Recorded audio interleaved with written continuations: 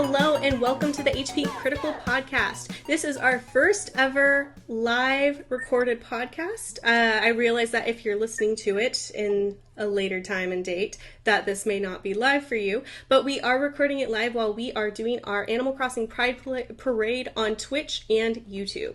So today, what we're going to be talking about is that since this is following our Pride Parade, that we're talking all about LGBTQ plus representation in gaming. We're talking about kind of our first impressions on, it before we get into actual discussion about some of the good, some of the bad examples, and some of the things that we would really like to see going forward. So I will be your host, Marissa. I know that you're probably not used to hearing my voice. You're used to hearing Jarrell's beautiful voice, but don't worry, you'll get to hear him in just a second because, Jarrell, I want to throw this conversation over to you.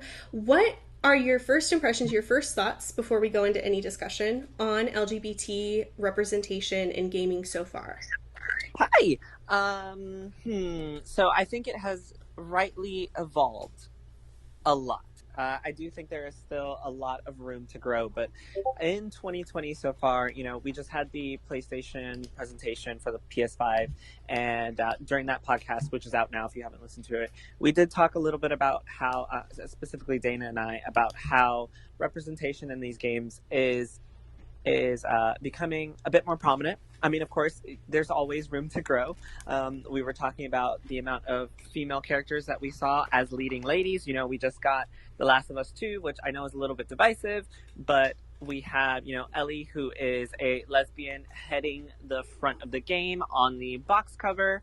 Of course, it depends on how you feel about the game and what you've seen so far and whether you've played it or not.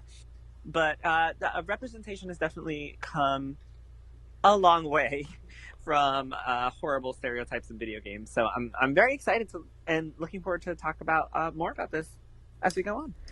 Thank you so much. Then I'll throw this over to Kayla. What are your current thoughts on how representation is in gaming? Jarrell kind of took all the words out of my mouth. Okay. All the words that I rehearsed.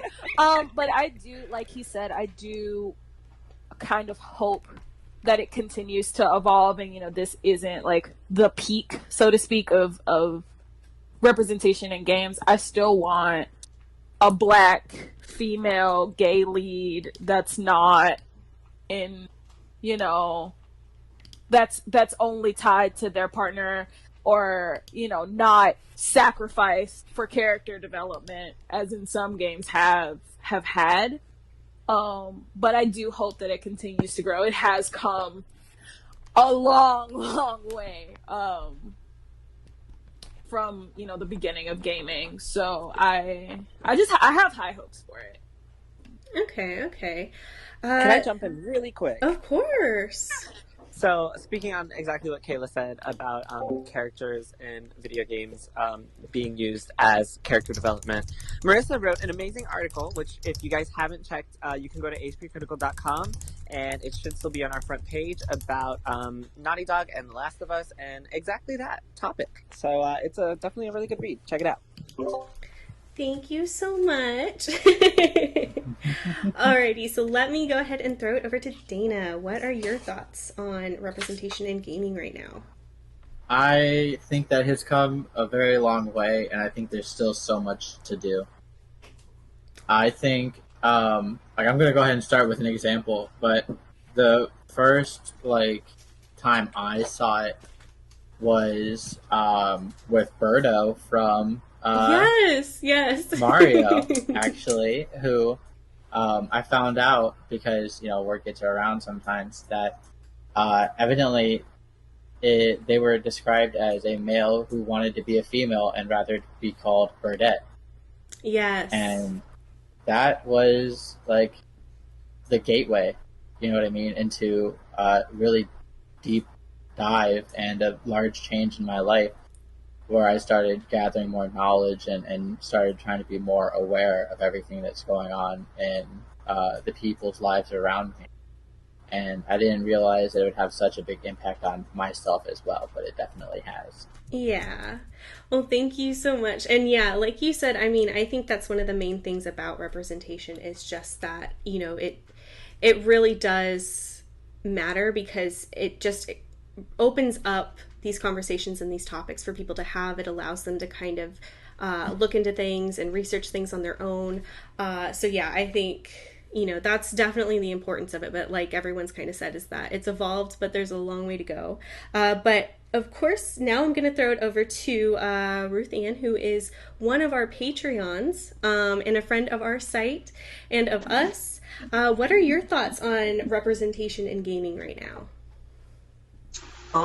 Honestly, I also think that it's come a long way, but I think it's important not just to be represented, but to not make caricatures out of, like who it is that you're representing. Like, I feel, for example, with Black video games, like for me, it started out with like Grand Theft Auto. Yes. And I know that like that's the purpose of it, but it's just like it's very like characterized of representation. For me, as far as like LGBT characters, I think my first time really knowing openly that a character was LGBT was Dragon Age Inquisition. I don't remember his name, but he was like one of my favorite characters. I can't remember his name. Here. It was like one of the wizards or one of the mages, I think. Damn, I can't remember his name. I remember Vivian, but okay. Well, long story short, I think it's not just enough to say that you're representing someone. I think that how you're portraying, those roles is also very important. But yeah, I think it's good so far, in a way. But it could be better. And I think you're talking about Dorian. Yes. You coming? And I do think, just to piggyback off that a little bit, I do think games that allow you freedom are really good in that respect. I know, for example, I wrote an article about my favorite LGBT characters of this console generation, and I definitely mentioned Gibraltar from Apex Legends. Yes. Mm-hmm. I also mentioned, oh my gosh, what is her name? Oh, Dorothea. How can I forget her name? Dorothea in Fire Emblem Three Houses. She's gonna flirt with anybody. And she's very secure with who she is. Yeah. So it's really cool to see characters used in that manner. And of course, we always talk about Overwatch and its diversity and where it's going, and the fact that it's been out for X amount of years and we have yet to see a Black woman, although she is coming. There's always still, I always still have to applaud them for having Tracer as the front runner of their game and having her as an out lesbian character, and also Soldier 76, where he is gay. Apparently, I still have a little issue with that, but I'm not going to that one. But I do think, as everyone has mentioned, representation is very important in that respect, and also because to touch a little bit on what Ruth Ann said, also because a lot of times in media, what people see is what they believe, and that'll determine how they react to you. It'll create prejudices and biases based on what they know. So when you have characters that are caricatures of themselves, if this is your only interaction, for example, and this is what I'm going to say to be a good version of why Soldier 76 is okay as a LGBT and that's because if you have a caricature of a gay male, for example, you're probably going to think that they're, whatever stereotype you've seen on TV. So when you have a character like Soldier 76, it does give a separate type of representation to, a marginalized group. And so in that sense, that's why representation is so important. Not all Black people act or look the same. So, when you have a character that Ruth Ann brought up, like Vivian, for example, like she's a powerful mage, she's a high tier, upper echelon woman that you see in Dragon Age. That is very different from a character in Grand Theft Auto that is Black, as an example. So, and also, and I talk a lot, so I'm sorry, but also. For representation's sake, I do think the conversation has to get bigger. And by that, I mean, it is a racial issue. It is a marginalized people issue. It is not, it's also rather making things accessible to everyone. And representation spans, that has to include people with disabilities in your video games. That is also a part of what representation means in gaming, because you can have a character that is handicapped for some reason, and however you treat that character in your video game, as long as it's not a trope that you're using, can be very beneficial for someone who might be handicapped, who is appreciative of the efforts of displaying that type of character in your story. And I'm gonna stop now. To piggyback kind of off of that, I also really enjoy games that kind of give you like options when it comes to like whether you want your character to be in some type of like romantic relationship, and whether you want it to be with a female, whether you want it to be with a male, whoever you want it to be with. I really enjoy games like that, like Life is Strange. I think so. I liked that you could, either go with Chloe, or you could be, I forgot what her friend's name was already, but he was a little dorky boy she was friends with. But like, I liked that it wasn't just like you could identify with that character because it was so broad. It didn't like put you in this narrow like relationship lane. And I think that, more games should do that if there is going to be, a romance element. I do think that it should be more inclusive, because not everybody wants to be with, like, a blonde-haired, blue-eyed male. You know what I'm saying? Like, yeah. So yeah. I really hope that they continue, with that kind of tradition of, like, making things more, like Jarrell said, more accessible to people. There are some people who don't want any type of, like, romantic anything, and they want to identify with characters that have no type of romantic ties to people. So I think that games should just be more accessible, like Jarrell said, in that sense, especially with fans. Yeah, I agree. I 100% agree. I think that like, if the story is going to be something that I get to craft, that definitely I should have more control over, like, what my characters are able to do to an extent. And definitely if it's a relationship thing, I don't see why that's something that couldn't, that's something that I couldn't decide which characters I like based on. A lot of times for me, it's based on their personality, because I'm bisexual, and some of y'all are just annoying, so I can't. Like, the whole time I'm low key trying to kill you off. Like, yes, I feel that on like such a spiritual level. Like, I don't like any of you. Why are you my option? Yeah, why are these the only options? I don't understand. Yeah. Another thing too, I think Jarrell was the one talking about Apex. Yes, I wanted to get into that as well. Yeah, they've also talked about Bloodhound. Yes. Being non-binary. Oh my god. I love them so much. Yeah, I wanted to talk on that. Go ahead. Yeah, do it. I love the way that it all happened, right? So, I had been playing the game for maybe 2 weeks solid because I kind of like Apex. But just anyways, a little bit. Me and my friend had been playing it a lot, and we're like, Bloodhound's sick. We love playing Bloodhound. I was immediately a Gibraltar, Gibby, as I call him, main.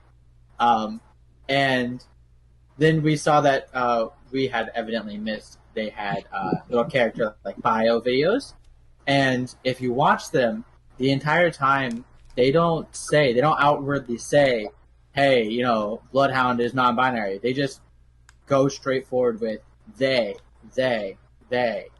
and whereas like Gibraltar, he does this. Sometimes he wants to look out for his friends. It's always they, them with Bloodhound, and I think that's a beautiful way of doing it. And I like that they don't use it as like a story hook or try to shove it in your face in any way. It's there for you to see and for you to notice, but it doesn't change their personality. You know what I mean?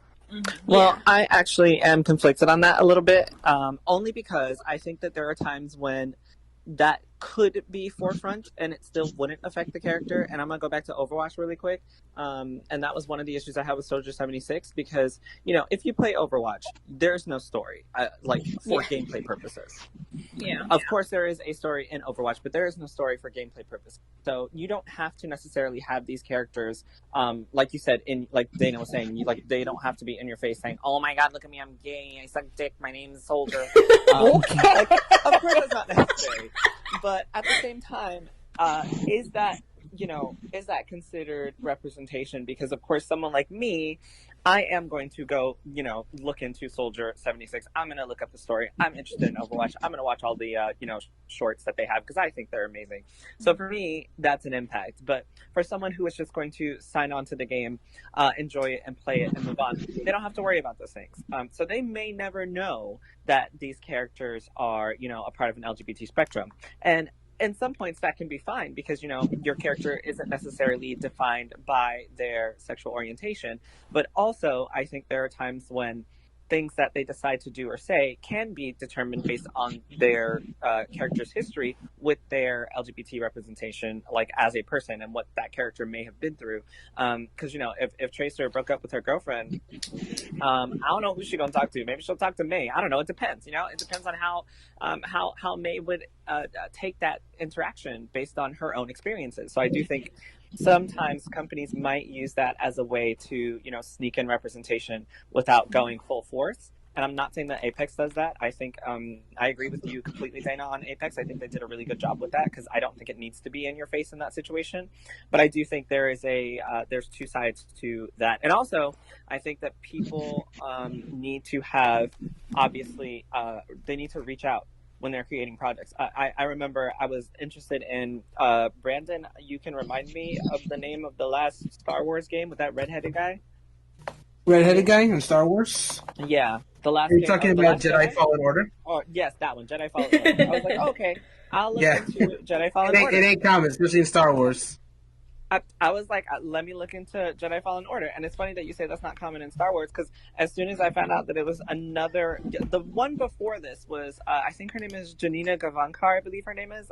Right, yeah, the main character Battlefront 2. Yeah, and I was like, oh shit, like, we got a lady in the front of a Star Wars game. Let's go. I want to play this game.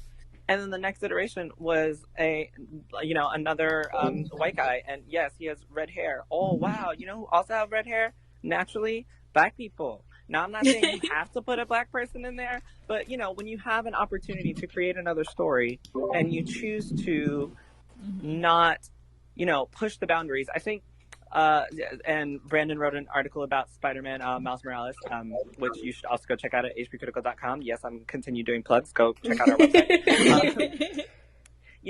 When you have opportunities to do this, I know Marissa and I were talking about Spider-Man and why we weren't interested in it originally, because they showed a little bit of Miles Morales, and then we find out, he's not even he's just a side character in this game. And this was on the hype of, I believe it was on the hype of the Spider-Man movie.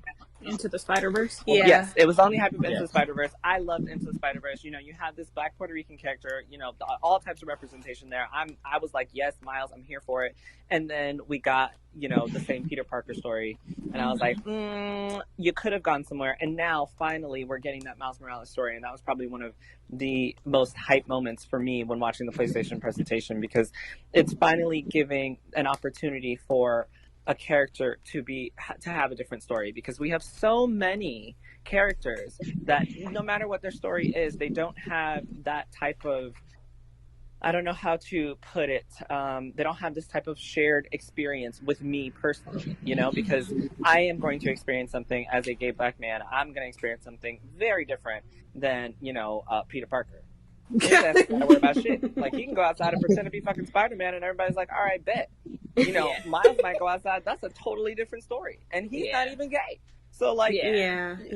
When you create those different, those different dichotomies when you're making video games, I think we still have a long way to go. But I appreciate studios that look into creating something different when they have the opportunity. And once again, I talked too much, so I'm done. Going back to what you said about Soldier 76, I think the way that he is presented as a gay man is very just like with Bloodhound. It's a very nuanced thing because you wouldn't know it except for them bringing it up, other than certain lines that he says with like Anna or Reaper, and some of his sprays are with, I don't know if that was his husband or his boyfriend, I don't remember, but it's little stuff, you know, little things that people probably wouldn't have like paid attention to. The same way with Tracer is like, if they hadn't said anything other than hearing some of the voice lines that she says and hearing some of the stories, and like you said, going and watching the shorts or reading the comics, you know, I think it's all like nuanced things, specifically because they want their game to be broad enough that everyone can see themselves in a character, but still have that type of representation so that, you know, LGBT community can also see themselves. So it's not just like a heteronormative storyline. But also, Overwatch had an opportunity to make Ash black, and they just just failed us. Yeah. They failed all of us. And like, I get it. I feel like maybe they didn't want, you know, the first black female character they made to be like this gang member. But like, at the same time, it was just like, I think, you know, Ash wasn't always this like in a Omnic gang. You know, she came from like a rich family. She came from privilege. And I think that like, I think the experience is a little bit different for me being a black female, and I'm just like, I don't really care about your rich white problems. I don't like, it was really just because like her parents didn't pay attention to her, and it's like, I get it, but at the same time, like, I don't identify with that. Like, I don't, you got a butler. I don't have a butler. That doesn't do it for me. So I think that like Overwatch, there are some things that they do really well, you know, like having characters that aren't necessarily, you know, they kind of like fit different spectrums, but they also kind of miss the mark when it comes to things like race. I mean, it's been out long enough to where it's like, that shouldn't even be something that we're talking about, you know? Like, it's been out for so long that it should have been properly done and addressed. I mean, even Orisa, like, you gave me a freaking big, giant, ugly mech thing. You didn't at least, like, give me that. Okay. You know what? I apologize. Orisa is a beautiful soul. Wait a minute.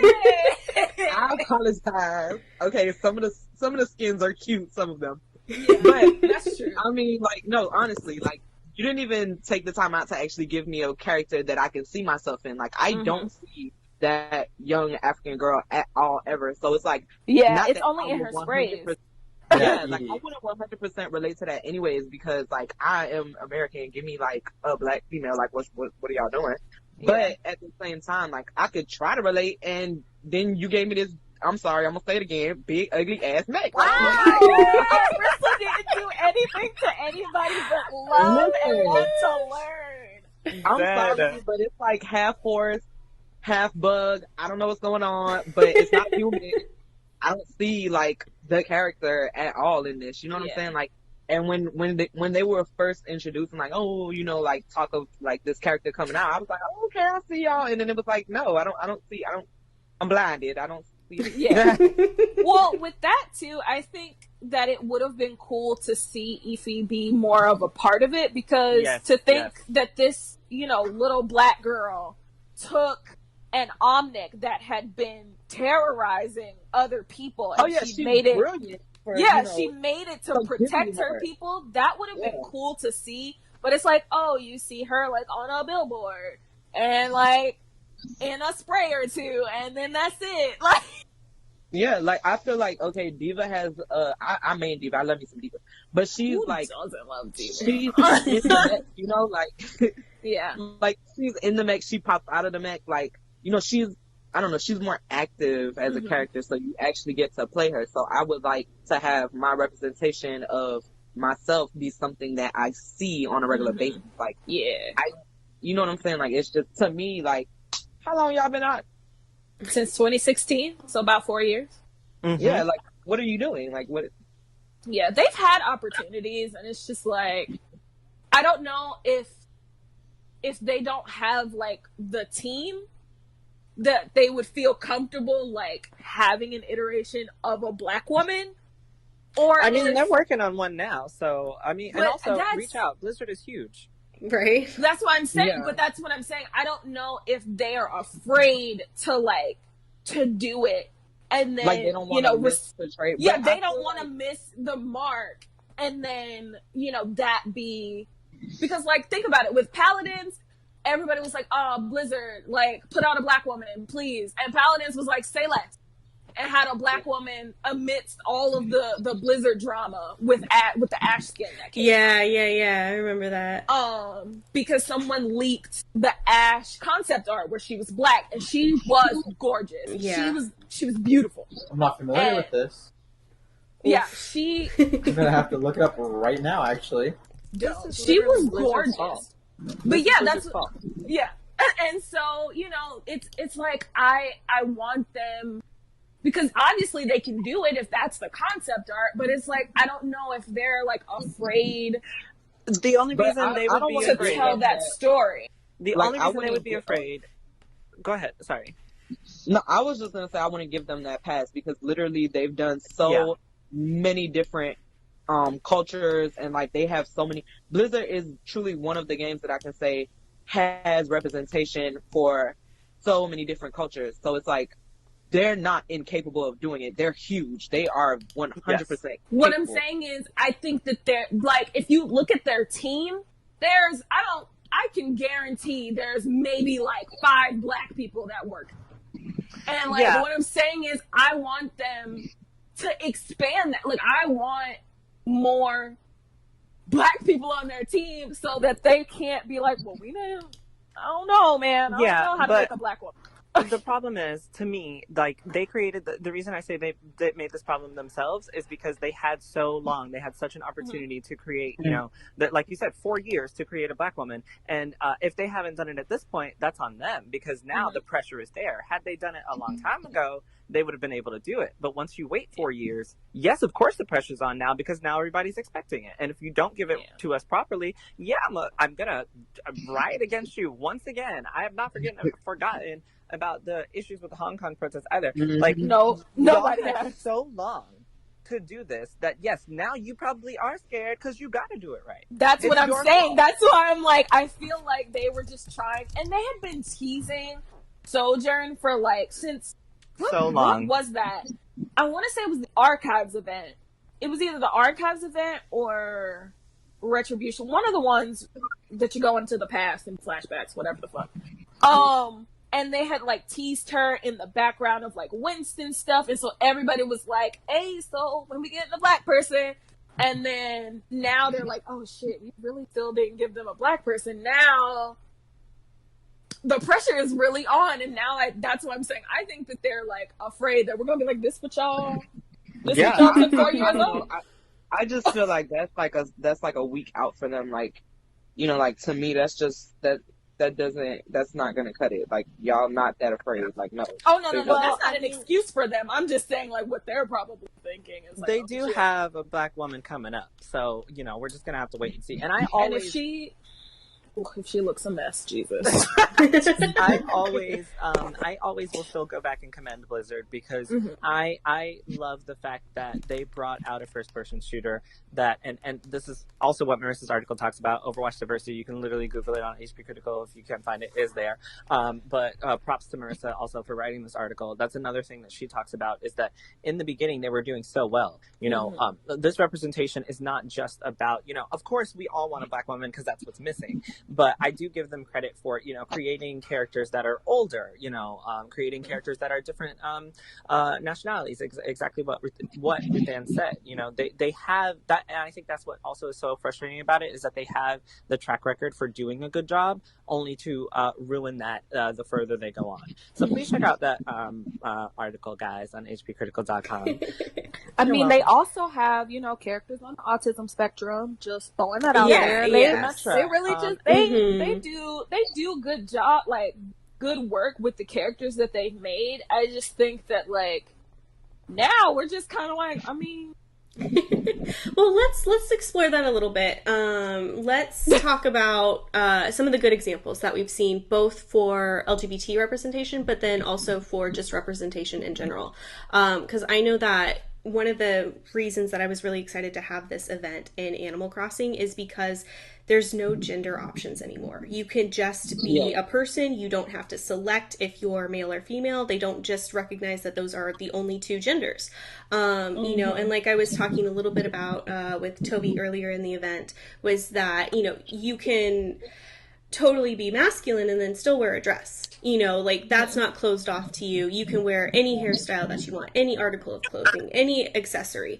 So I really appreciate the work that Nintendo has kind of put into Animal Crossing to just make it so accessible, and then that you really can try to create yourself. One of the other reasons that I do really like it was that, one of the things that I was kind of thinking of is that, especially with a game like Animal Crossing, you're really kind of locked into, unless you want to start your island over from the beginning, you're locked into those beginning choices.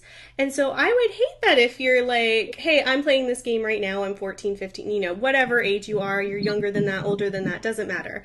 And then, you start to look at these different examples and you start to realize that you have a different identity, you have a different orientation than you maybe thought when you first played the game.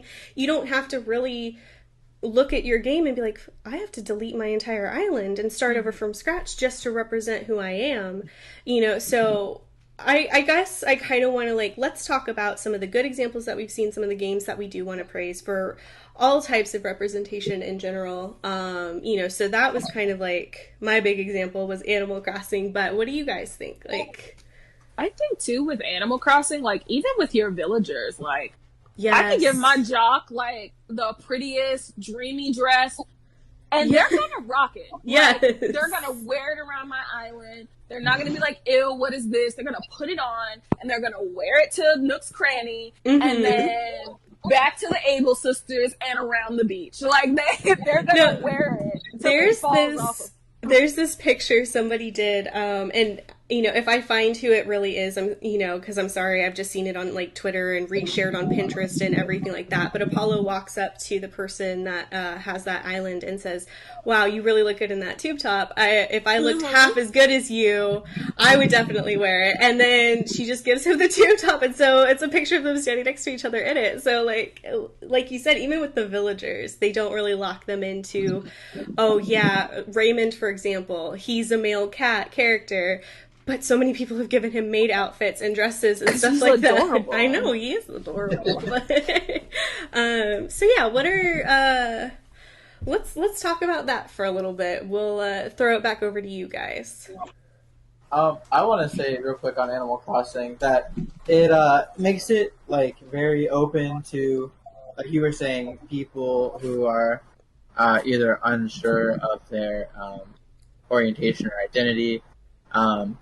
But it also, I think, helps for people like me who don't want to shove it in everyone's faces all the time because we're still, a little nervous about it, and we're still working through a lot of the logistics of it and what it means for us and the path forward. And it's really nice.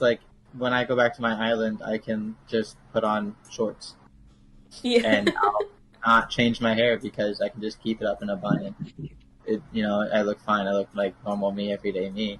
But when I have to go out to this parade, which thank you for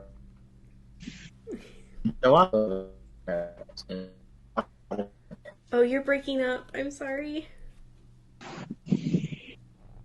Marissa said she's sorry, she made him break up. But... I know. But I think, just like Dana was saying, I admire games that let me be me. Make choices that I would make. Look like I would look. Yes, there are some games where I'm just yeah, I want to be a black bisexual queen. Yeah. And then they give me ugly hair or ugly outfits, or they make Oh my me god, they do dread so bad in every game. every game. They give you like braids with like no edges, like, you know what I'm saying? But like there are some like there are games like, even with Animal Crossing, like there's something for me to connect to. Like you said, I just want a bisexual queen in a game that don't gotta die. That's all I'm saying. Yeah. I mean, Go ahead, because I don't know of any, but like from the games that I've played, but I'm sure they're out there. I just need more of them. Like, I, like Jarrell said, you wrote an article about burying your gays, quote unquote. Yeah. And it was just like yeah, and the thing is that I didn't even realize how bad that trope was until I had found it initially after Life is Strange came out. And when you really start to go through the examples, there are so many people, especially lesbian and bisexual women. Like, that is who gets affected the most by this trope. That, they have to meet some unfortunate end by the end of their story. It is either a death, it's some sort of disease, it's something that forever changes their life for the worst. And it's been, Life is Strange was like one of the worst of them, because like it was either like, spoiler alert. Spoiler alert. I'm not trying to spoil anything, but it's like both of the choices were like terrible. Yeah. Like, yeah. There was no like completely good option where like everyone was happy. It was almost as if like, damn, if I choose this one, everybody gonna die. If I choose this one, the love of my life gonna die. Like, can we? Is there some sort of middle option? Yeah, or... is there like can I just think about it a little more? Because like, I don't really know what to do. I'm gonna use Animal Crossing as an example. Is Animal Crossing the only good option? No, it's actually gonna be a bad example, and then I'm gonna go into it. Because I'm like actually using Animal Crossing as a bad example. Because I was like, dang, really don't have any good examples. And then I'm going to what I think is a good example. First, Animal Crossing's localization team is the reason that you don't have gender options, because originally the game does have gender options. Japanese release. But also, I think they started off really well, but I think they're also an example of a good intention that has no follow through. Because I've seen people make some amazing outfits and hairstyles for different cultures that we cannot get. So until we get some more, until we get some more options, with all these updates, I think they're a really good example of a great idea, great execution, but not enough follow through. Mm-hmm. Mm-hmm. I can see that. I need more black hairstyles. We have like four black hairstyles, I think, in four. Animal That's Crossing. a lot. That's a lot more than I was gonna give them. I'm sorry. You know what? You got one. You got some dreads, and then I like the dreads. I ain't gonna lie. I like the dreads. Not for me. Like I don't have dreads. I don't like. Yeah. No, I mean not for you to wear them, but I like that the option is there. Yeah, but they never mind. They too easy for you. They just like, it's like you said. I don't know what it is about black hair that like messes with game developers' heads, but they don't have enough. Yeah, they don't know how to do it. They don't have the representation in like their own development team to make it look good. Mm-hmm. Like Claudette, so bad. It burns in my soul because she's a smart black woman. Yeah, and she ain't got no edges. She has no edges. Her hair, the ends of her hair are just a mess. Frayed. Like, what is that? Heat damage? Like, crap. I honestly, and like people have just been like, oh well, she's like in like an endless death trial. Like, why are you complaining? Why Meg hair don't look like that? Yeah. Why Kate hair don't look like that? Why does she have Like- this beautiful side cut with a star in it, Yeah. but then Claudette just looks like a Freshly mess shaved. every time? Who is Meg's barber? The entity? Like Yeah. The spider god themselves the comes spider down. goddess herself. But like I want more of like myself in game. Mm-hmm. Because like you said, people have like an opportunity to tell a different story, and then it's the same thing. It's kind of like, well, why do I want to play it? Like, I don't like, even I think Ruth was talking about Grand Theft Auto. Like, I ain't care about Michael or Trevor. I wanted to play as a black woman. I don't really care about Franklin either, but he black, so I mean, I guess. But I just want a black gay girl. I'm sorry. I mean, it's gonna be a while before that's like a forefront character, clearly. Because I mean, like a game that I thought had really good representation as far as like a strong female lead that I loved was Horizon Zero Dawn. Like, some people don't love the game. I love the game, and they basically were like, they made such a big deal out of Sony making this woman like the main character. Like, oh, Sony is throwing everything to the wind, and it's like, why? Like, what is so difficult for y'all to want to get behind this? Like, I really don't And understand it's a what good it is. game. Yeah, Like, it's It a was really good game. Now, I mean, could it have had more diversity? Yes. yes. But I mean, I thought as far as like a strong female role, like I thought that was a good step for them, and I'm looking forward to more lead characters from Sony first party games that are going to give me something to want to get behind. You know what I'm saying? Yeah. Like, another example for me is For Honor. I don't know, like, I didn't really get into it long enough to stick around, but I remember when it first came out, one of the things that I really enjoyed was that you could pick your skin to, like, you could make varieties within your character to kind of represent who you were playing. Like, so you had this strong black biking woman, and I was like, oh, bitch, I'm gonna buy it. Like, Right. I was mad Say because less.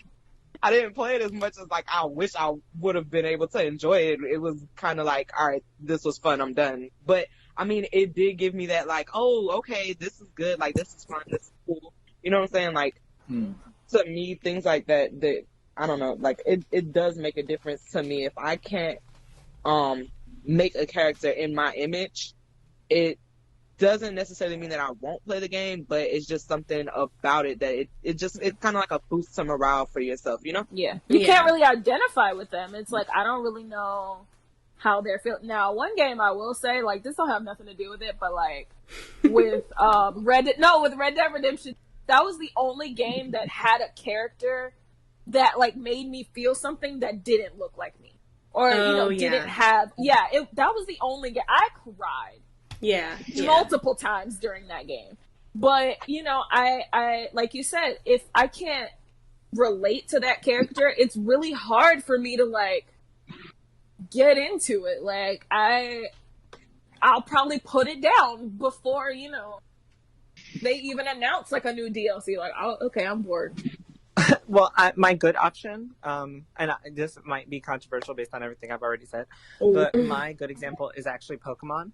And that is just because I think the Pokemon Company has done a really, really great job, even in advertising their game and ensuring that their games look like the world. And by that, I mean, if you look at if you look at the trainers in Pokemon Sword and Shield, the Pokemon, what the flip are they called? Gym leaders? Yes. Oh my god. The ones you mainly have to fight, Yeah. I mean, if you look at the gym leaders, they're all so diverse. That was something that I really, really loved about this game. The first guy that you fight, Milo, like, this is like some big stocky dude, He's beautiful. Yeah, like, he's not just this, average white guy. Like, he's got some built body on him. I'm like, okay. Yes, Big Daddy. And then, the second one is Nessa. I am literally Yes. There was all that controversy about how people were, whitewashing her as a character and all this other stuff, and they were using her. But I think that shows that, the big thing about this is that Pokemon is for children, but it's also a cross-generational title, right?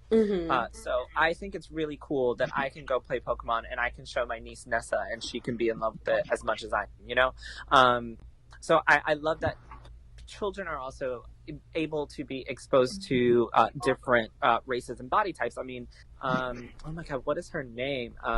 Melody. Oh my god. Yes. When I saw that, I was like, thick business, like Big. Melody, like Thicker than a bowl of cold oatmeal, boy.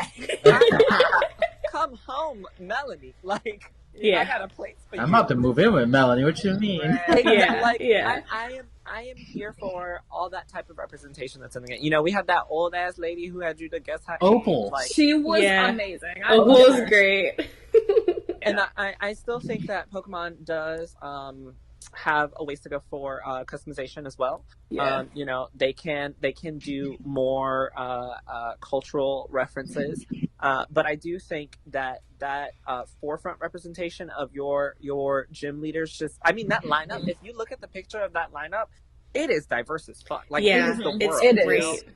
It's not just one thing. It is what our world looks like, and I appreciate Pokemon for that. And that's one of the reasons I love it so much right now, because there's so many options there, and they continue to expand. And even all their commercials, like, I have to give it to the Pokemon Company. I was watching the Pokemon Smile commercial, and I was like, oh my god, look at this black lady and her adorable ass little daughter. Like, I am so here for this. Look at that. You have Asian representation, you have black representation. Like, it is. They're choosing to do this. They know that they are worldwide. They're aware that their audience is what the world is. It's a diverse audience, and that marketing is specific. And I'm actually going to shout out Nintendo as well, because a lot of their commercials, especially for the Switch, I know we've talked about this on previous podcasts before, but the Switch definitely has, in its advertising, it has all types of age groups, all types of people. And I think Nintendo's really, really good at making sure that they represent all types of people when they're advertising the Switch. And Pokemon is like, hey, we don't have no ass like people, we got this beautiful black girl that's actually a model. Like, she is a model / trainer. Like, she grew up, and you get backstories as well. That old ass fire gym man, he's just an older man. I'm gonna let him live. I ain't mad. Just an old man. Like, they have such personality, and they're all such different people. And I really think that if games took that idea and ran with it, like, populate your world. Oh, another one is, I always talk about this actually now, Final Fantasy VII, the remake. They did a really good job at populating their world with people. Yeah. Yeah. There is a, and by people I mean like diverse people. There is a mission that you have to do in which there are these two kids that are lost, and it's this adorable ass little black girl and this little Asian boy, and I'm just like, oh my god, like, I literally so many screenshots, and I was like, they're so cute. And it's not just like, because you're playing in the real world, you get to see the diversity of the world, and that makes a difference when you have a Japanese company coming straight out of Square Enix, and if they can do this in fucking Japan with, like, very few black people on the development team, I'm sure, I don't understand why no one else can. Yeah. Yeah. Something I wanted to touch on too. I think that it's interesting how I want to say it was me and Lead. Most people believe here. Shout out to my boy. Hey. But we talked about how in a lot of media, not just games, but in TV shows and in movies, a lot of the gay, if there is a gay lead or someone on the LGBTQ spectrum lead, they're always like connected to like a white partner, or they're like light skinned with a white partner. Like in, I don't know what episode that was of Black Mirror, but like she was gay, and then she had a girlfriend. She was white. I could just pull up a whole picture of like LGBTQ people and their like white partners. I don't know why that is.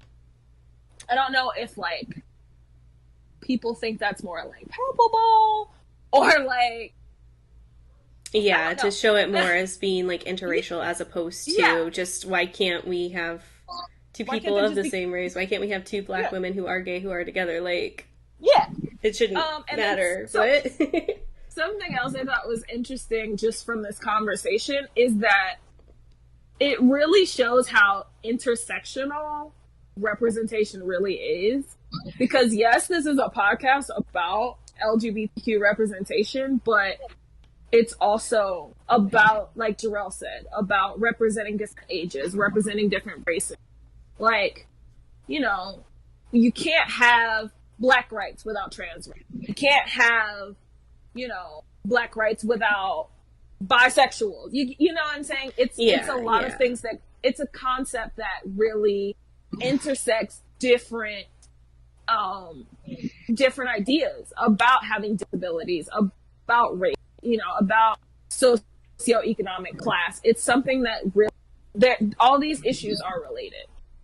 Mhm. And I just thought that this conversation was interesting because, you know, even though we are talking about like, oh, you know, Ellie is, you know, lesbian, like, we're also talking about, sorry, spoiler alert for, I think, I don't know if it's DLC or like a yeah, prequel, the DLC. but like the first girl that she had this interaction with was black, Mhm. and she died. Like, like it was literally just for Ellie's character development.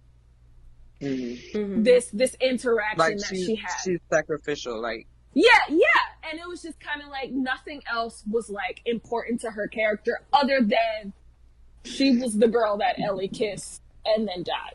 Yeah, kind of more Yeah. for her whole purpose is for that formative Mhm. moment. It's not Yeah. for who she is as a character. Yeah. Don't know nothing about this girl.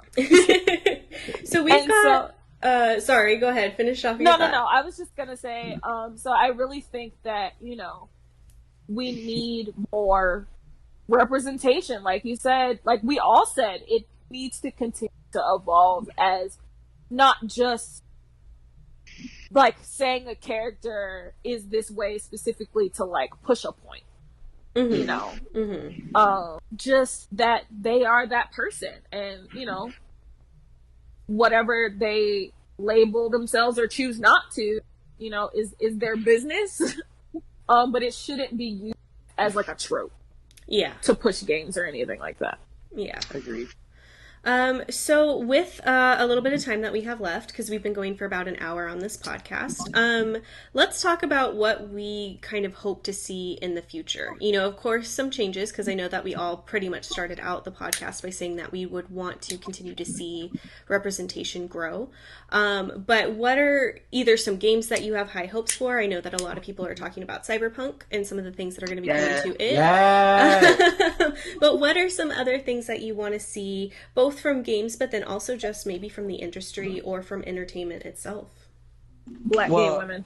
Yes. Sorry. Sorry. But I think like you need to have diverse developers. Like the development team itself needs to have representation that will correspond with the people who are going to be purchasing your games. You get what I'm saying? Like Mm-hmm. it starts from like Jarrell highlighted Square Enix because like for them to be able to do it, it's like why can't the rest of y'all do it? But I honestly believe that like if somebody has that voice on the team, then you're more likely to have those things be portrayed within the games or within the movies or you know whatever media it is that you're consuming. If you Mhm. have people who are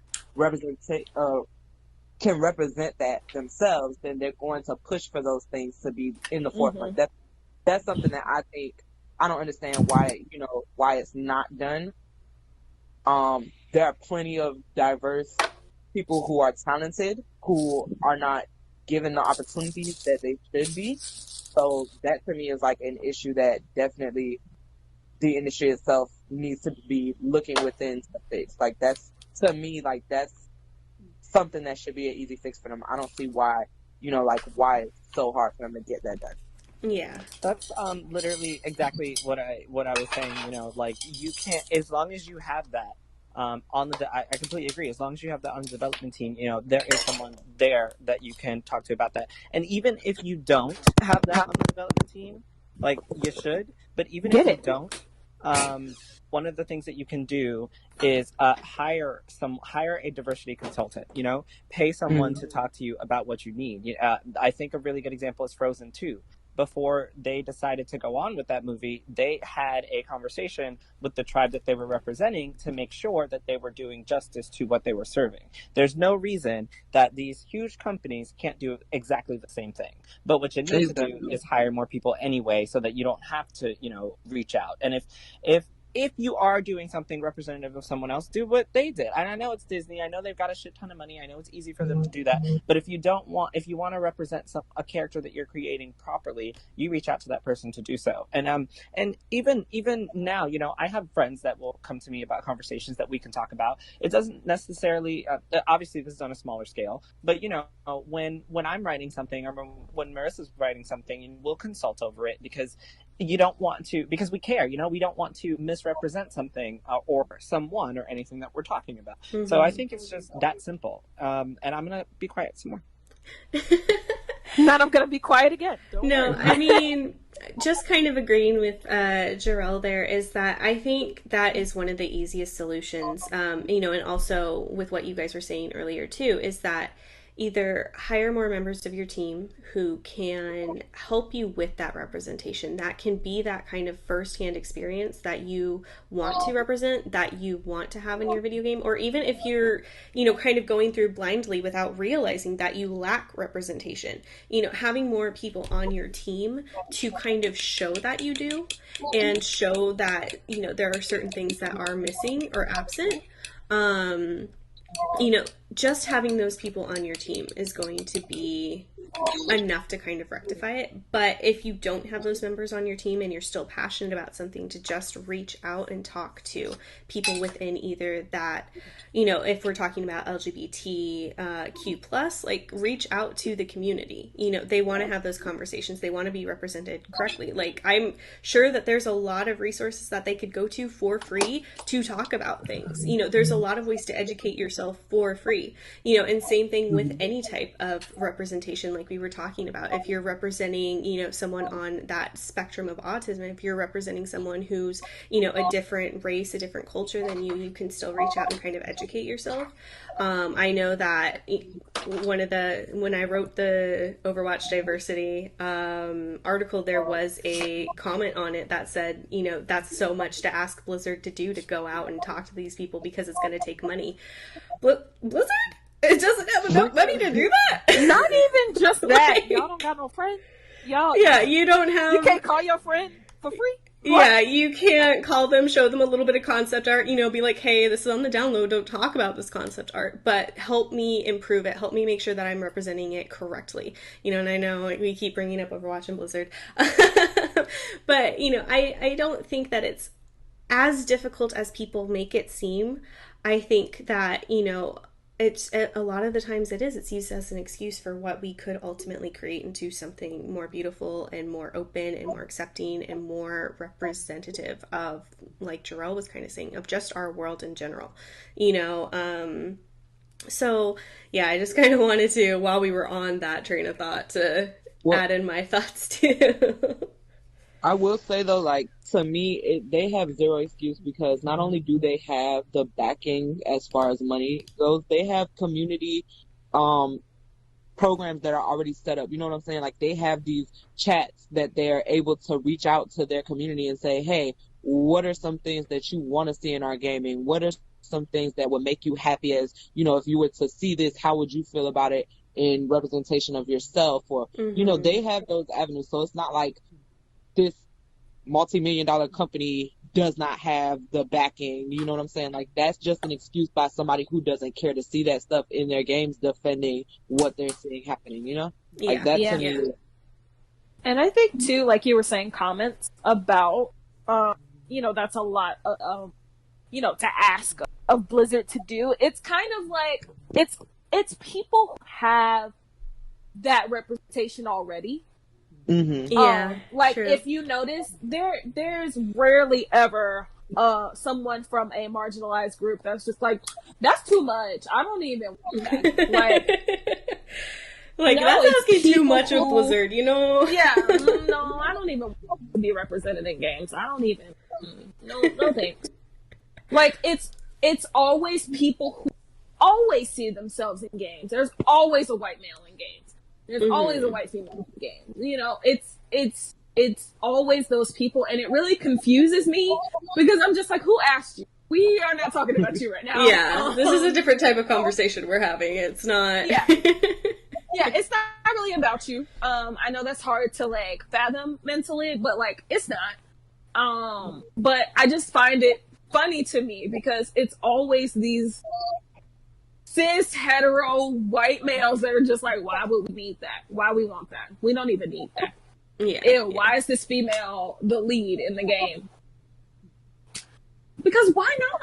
Like, Yeah. Why not tell Exactly. different stories? Like, Yeah, that's the whole they point. exist. Yeah. They really, oh gosh. I could just go on and on about just problems in the gaming community. I mean, yeah, But I that's mean- a whole other podcast, That is a honestly. whole other can of worms that nobody asked me for. I think though In the that's, like, world, words of Jarrell, I'm gonna stop talking. No, I think though, like that to me, you know, you were asking like other things that we're looking forward to. So like, I am looking forward to Cyberpunk because they also are going with a non-binary main character that you create for yourself. Mhm. So I think they're going to. I mean, there was a lot of controversy surrounding, you know, the whole issue and everything, but I mean, I feel like they are going in the right direction, and I see this as something once again where like I can play myself and see myself be the hero in that game, and I think that's really what it comes down to. Like, I just want to see myself be the hero sometimes. Like, I don't want to be a secondary character. I don't want to be the bad guy. You know what I'm saying? Yeah, Like, yeah. let me be the hero too. And I feel like that's a game that's definitely going to. That and Spider-Man, like Jarrell said earlier in the podcast, those are two games that I'm definitely looking forward to, just for that reason. Mhm. So I mean, to me, if I can play a black person, I'm already happy. Like, I'm obviously not a half Hispanic, half black male who's gonna be swinging from buildings. But Yeah, to me, I didn't like, get bit by a that- radioactive spider, but you know, yeah, I but like, can work with I it. definitely I look forward to things like that. So, those are just some other things that I am looking forward to. Just to touch on that as well, as far as things that are upcoming in the gaming industry right now. Mhm. That's And it for me. then I don't know if Dana's back all the way, because I know that we lost you there for a little bit. But if you are, hi, I missed your beautiful Hi. voice. Hi. Thank you. So what are some of the things that you're looking forward to in gaming to come? You know, what are some of the things that you want to see? Like I was saying earlier, I am one of those people who like when representation is there and it's not used to like describe a character like outright. Like, it's not they are this and that's the only thing you ever get about them. I like to see a lot of diversity in the character with the orientation or race or what have you. But I like to see that there's more to them and that they are still a proper character and they add more than just that to a game. Mm-hmm. Mm-hmm. I think it's kind of cheap if you add someone as representation and that's all it is. I think that kind of takes away from the whole purpose. Yeah. I agree with that because I know that we were talking about that with like Soldier and Tracer. You know, I remember specifically when Soldier got announced as being gay, that it was Jarrell and I in the chat kind of being like, how do you feel about it? I don't really know, because it was one of those things that we were talking about with Overwatch, is that since the story isn't really inherently in the game, was it one of those like, oh yeah, we're going to say it because people want more LGBT representation in the game? Or was that always the true intention? Was Soldier always intended to be gay? Or is that something that just got invented?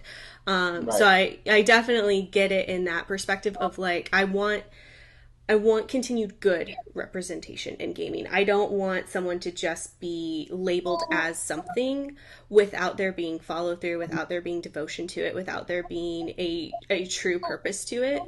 But at the same time, like, I definitely do want to see more of our world, how it truly is kind of reflected in gaming. I do want more diverse characters. And it doesn't have to be that that's like, oh yeah, this is the gay character and they're all about being gay and, blah, blah, blah. Like, no, it doesn't. Soldier doesn't have to come out of the fucking gate with a pride flag, but I want to know that he was always intent. I mean, I'm down if they want to make a skin for it. Like, I was gonna say, I'll wear it. Take that Evil Knievel skin, put a pride flag on the back. I don't care. Do it. Do I it. will rock it. Same thing with Dracer. absolutely. She's got the flag around her back. Like, we just updated a little bit. It's fine. But I get what you're saying is that I want the representation to be there for a reason. I don't want it to just be something that they pull out because, oh, we know that people want this, so we're just going to slap it on something haphazardly without really thinking about it or looking into it. I feel like that goes a long way for the actual representation itself, because I feel when you do it, like we were saying, like haphazardly or just kind of toss it in there, then that kind of illegitimizes what they are. And it feels like that's all they offer, and that's definitely not the case. Like, you are so much more than that, and I think that it's it is very situational. But in the situation of games like Apex and Overwatch, where the story is in the forefront, as we keep repeating, that doesn't have to be like a huge part of everything. So that's why I like Apex for the way they did it, because even the people who just play over and over again and never look any deeper, they won't know, but I'm sure at some point or another someone will bring it up to them, and then they'll see that this person who they thought was just quote unquote a normal person is in the spectrum of LGBT or on the autism spectrum or what have you, and then they can see that it's more than like I don't know how to really put it in words. It doesn't. It's not all you are. You know what I mean? Yeah. We are still people. Yeah. You know what I mean? We are still humans, and we do human things. Well, and just I like really you. want- Oh, sorry. No.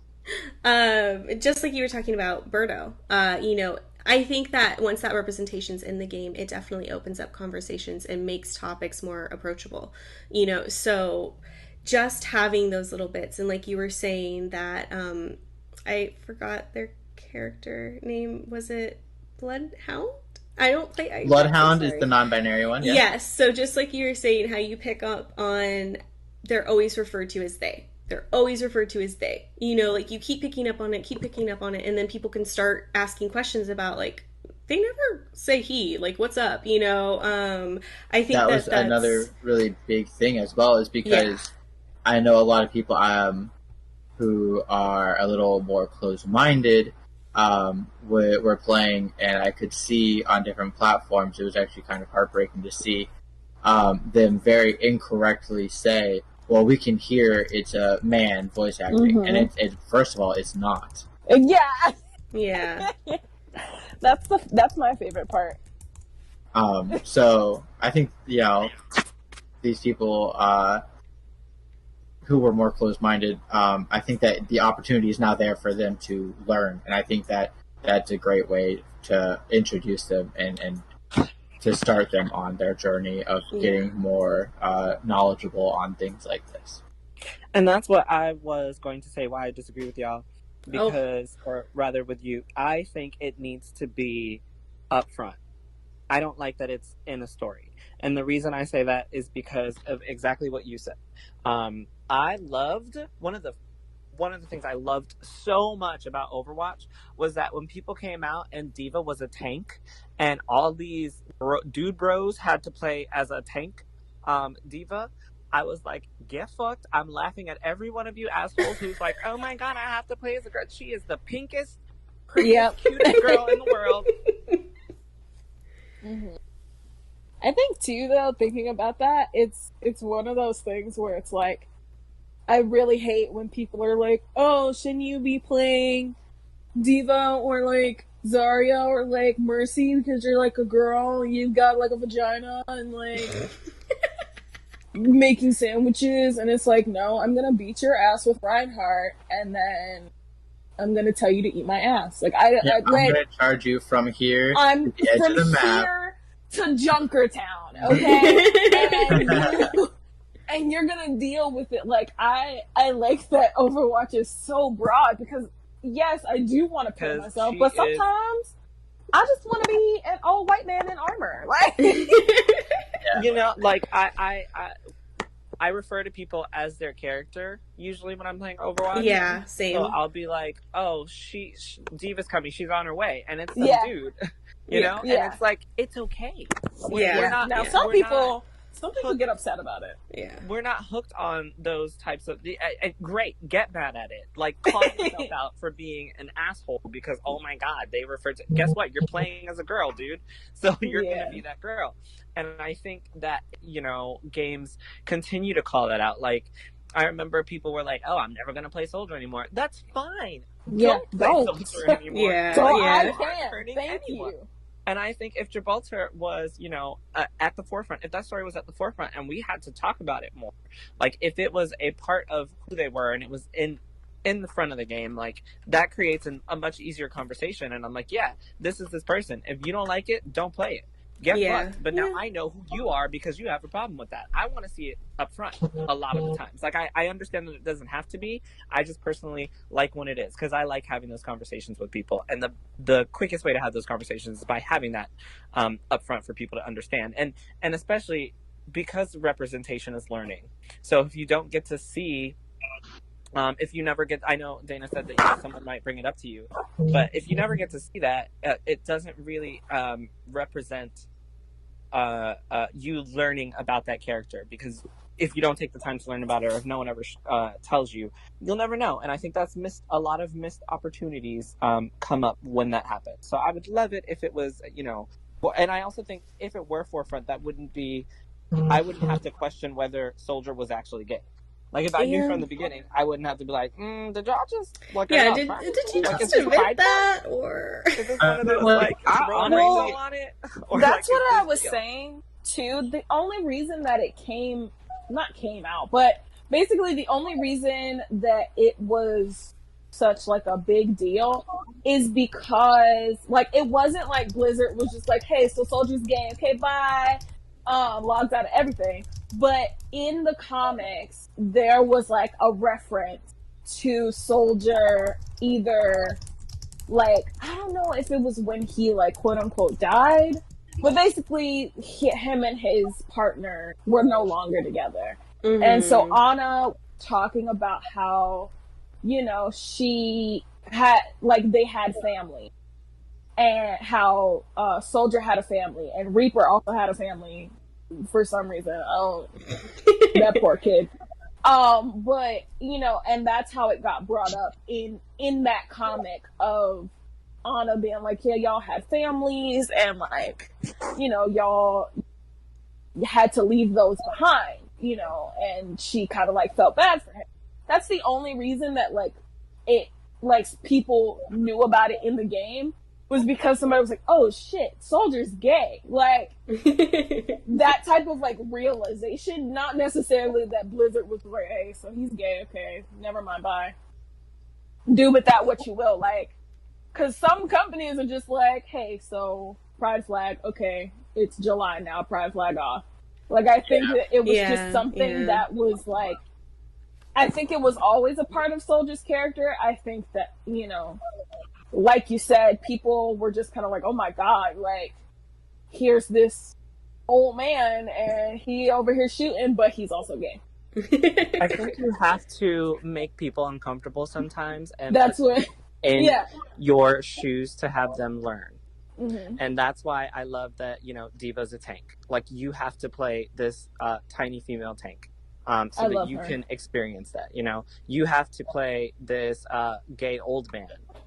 if that's like the style that you want. That you have to embody that for the time that you're playing Overwatch, and that's why I think it's really important to have that representation in the, like, you have to step out of yourself and experience a story from someone else. Like, yes, y'all all do need to go play Miles Morales, as Spider-Man. You can, hopefully, if done well, you can see the different experiences that Miles would have from Spider-Man. Like, you learn from that. So I do think all of us can learn from stepping into the shoes of another character if portrayed and done well. And that's why I think the representation should be at the even if it's, hey, this is a non-binary character and they're a normal person. Guess what? You just learned that non-binary people are normal fucking people. Yeah, I was just about to say, with your example of you have to embody Soldier, you're not going to play him any different now that you know that he's gay. That doesn't change his abilities. Knowing that he's gay, you're just like, well, let me pull out my pride flag, plant it in the ground, come get some healing, y'all. Yeah, like it doesn't change anything about him, because he's always been the same character. It's just that now you know this other facet of his life. Right. And so, I definitely see it now more so because of that example. Like, I'm still fine with, little touches here and there, and then maybe something big coming out. But then when you were talking about, no, let's make it more direct and make it more in your face, so that way if you do play Soldier, the day before that comic comes out, and then you have to play Soldier the day after that comic comes out, hey, guess what? It's the same dude. Like, nothing changed. I don't... Yeah. He's still got the same abilities. I insecure about their sexual orientation. That's what Terrell said. Not to make people uncomfortable. I think the people who are comfortable in themselves are not uncomfortable with the fact that Soldier was gay. Like, they're not uncomfortable playing diva, and it's the people who really need to take a step back and think about why. Like, why is other that? people exist? Like, why are you like thrown off by the fact that Soldier's expose gay? them, expose all them. Literally, like, you need to think about yourself as a person. Why does it make you uncomfortable that this fictional character may or may not like people of the same sex? Yeah, that they may or may not like other fictional characters of their same gender. Like, they exist. People, like, LGBT people exist in real life. Why would they not exist in games? And, like, if you don't want to play Soldier, cool, you weren't getting no kills. So go ahead and switch. Like, I don't know what you like. You know what I'm saying? Yeah, like, I don't. That doesn't change anything for anybody else. Like, oh man, I can't play Soldier. I can't play Tracer. They're gay. Okay, well, play Junkrat. It's kind of just one of those things where it's just like you just need to have a conversation between you and your God about what you're focusing on, because if that makes you uncomfortable, you probably need to have a good self-reflection. Yeah, as to why that is. So we are just about at the end. I will go ahead and ask if anyone has any kind of like last thoughts before we end our podcast and then end our stream. So last thoughts, Jarrell, on this conversation, what do you got? I think I've pretty much run it into the ground. But hire people of diverse backgrounds, reach out to diversity consultants, pay them as they should be, create new experiences for us, create new spaces for us to explore those experiences, PlayStation for life. And I say that just because we have Miles Morales on the horizon, we have Kena Bridge of Spirits coming up. Project Athia features a female protagonist. The Last of Us, however divisive it is, does have Ellie and this lesbian relationship as the forefront of the character. Props to Nintendo continuing to feature diversity in their ads. Props to Pokemon for giving us Rose and Nessa and Melanie and coming up Peony, and I believe his daughter might have been spoiled a little bit. All these characters that have different skin tones so that children can experience them and see that we're all the same, even though we have lived different experiences. Bless you all. Go play games. Okay, so final thoughts from Kayla. My only thought is for properly represented Black women, and that's for, different, religions, different styles, goth, kawaii girl. Like, Yeah. I want more representation because Black women aren't a monolith. We are as diverse as they come as far as, groups go. And like I said before, it's a intersectional, not just, LGBT Black or, Latina, Asian. We're all people at the end of the day, and we deserve to have rights and deserve to be represented in games properly, not just as characters. And that's my thought. Alrighty, final thoughts for Dana. I think that we are in a very unique time as far as representation in games. I think that we're seeing a lot more, I want to say daily, but I realistically, it's as new games are being developed, which is not daily. But I like that. I like to see that there's a lot more coming, and I am hopeful for the future of it. I just hope that it's, as we've talked about, not done as a cash grab or as secondary to what a person actually is. We have been doing this conversation for a little bit, and Jarrell keeps beating me with his point, and I'm seeing more and more each time he explains it to me, and I'm learning more and more, and I still have a lot to learn, and I love seeing the different perspectives, and I am definitely seeing Jarrell's a lot more after this, and I appreciate Jarrell for it so much. Thank you. Dana, I appreciate oh my god, I was about to say, oh my god, Dana, you are adorable. Thank you. Final thoughts. Dana's great. Okay. So Ruth Ann, your final thoughts. Pretty much everybody already kind of touched on it. Representation matters. Representation is extremely important. Not just for this generation of gamers, but for the next generation of gamers. And I hope that companies will strive to do better. Some companies are doing better, and they need to be seen and recognized for it. And I just hope that others continue to strive to do better. Alrighty. Yeah, and I really just kind of agree with everyone. I'm hoping that, as we go forward in the future of gaming, that we will see more diverse teams when it comes to development. That we're seeing more team members who can represent things more accurately. If a company doesn't have that representation, to actually go out and find the resources and educate themselves and have those conversations and really get to the heart of what it is they're trying to make their game about, so that way it is done properly and not, as we've kind of said, haphazardly and just maybe because it's convenient at the time to do so. But I would really love to see continued diverse characters represented.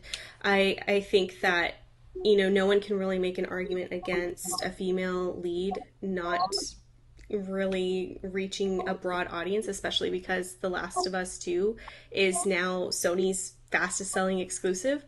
So I feel like more than anything that just shows that there's no more excuses. And everything that we've been talking about, that there's really no more excuses, that there should be more representation, whether it's LGBT, whether it's race, whether it's different religions and different cultures and stuff like that. I feel like there's really no more excuse to just make continued beautiful stories and gaming experiences all wrapped around that, as long as we continue to see those changes, both from the development standpoint as well as from the story and the character standpoint. So I think that... Wait, one more thing. Yes, do it! Sorry, this is a shameless plug. If you like what we're doing, you want to learn more about us, you can visit our website at hpcritical.com. We have a number of awesome articles by a great team. We have segments, podcasts like this one, streaming, and much more. And please sign up to the newsletter to keep up with everything we're doing.